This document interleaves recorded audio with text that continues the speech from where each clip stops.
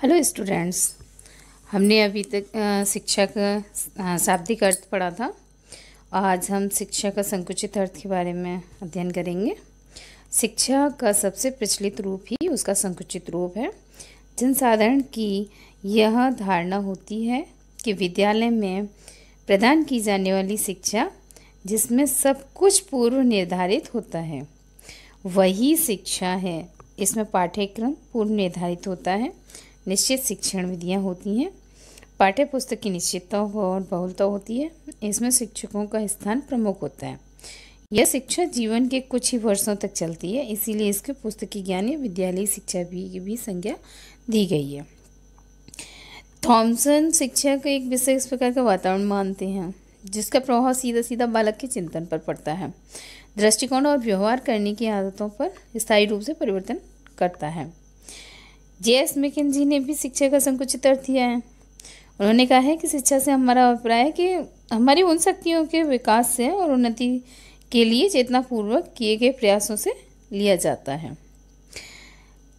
शिक्षा का संपूर्ण विकास जो है संकुचित अर्थ में नहीं हो पाता। शिक्षा से बालक का संपूर्ण विकास नहीं हो पाता और कहीं ना कहीं ऐसी चीज़ें व्यवहारिकता में या कुशलता में नहीं आ पाती हैं।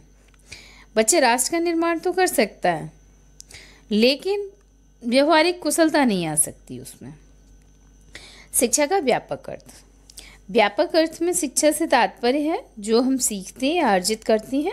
व्यक्ति जन्म से लेकर मृत्यु पर्यंत तक कुछ न कुछ सीखता ही रहता है, अर्थात शिक्षा जीवन पर्यंत चलने वाली प्रक्रिया है। ऐसी शिक्षा किसी विशेष व्यक्ति, समय, स्थान अथवा देश तक सीमित नहीं रहती, अपितु जिसके भी संपर्क में आकर बालक जो कुछ भी सीखता है वह शिक्षा के अंतर्गत आता है। बालक जब जन्म लेता है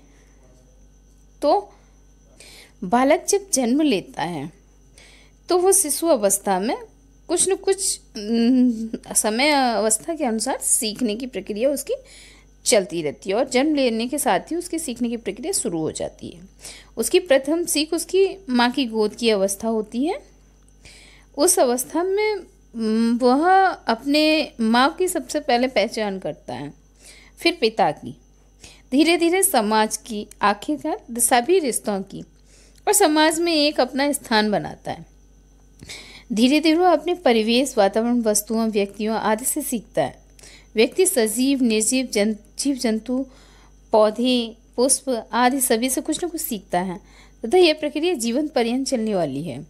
व्यापक अर्थ में शिक्षा को किसी समय, स्थान, व्यक्ति विशेष या पाठ्यक्रम से नहीं बांधा जा सकता, बल्कि यह मुक्त प्रक्रिया के रूप में होती है।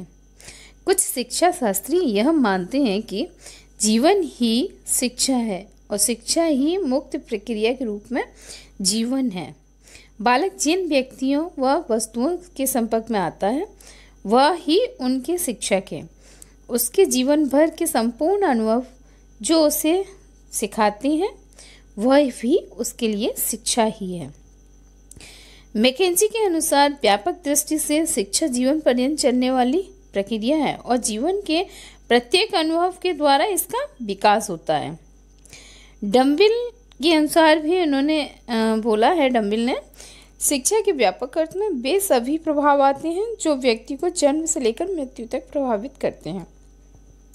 यदि हम अपने दृष्टिकोण को परिभाषित करते हैं तो दृष्टिकोण के आधार पर परिभाषित करें शिक्षा को, तो शिक्षा विश्व में प्रत्येक समाज में निरंतर चलने वाली एक ऐसी प्रक्रिया है जिसका उद्देश्य मनुष्य की समस्त शक्तियों,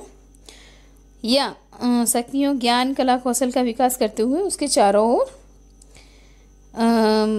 उसके विचारों व आचरण संबंधी व्यवहार में समाज हितैषी परिवर्तन लाना होता है, जिससे वह सभ्य, सुसभ्य, सुसंस्कृत और योग्य नागरिक बनकर स्वयं तथा समाज दोनों का निरंतर विकास कर सके।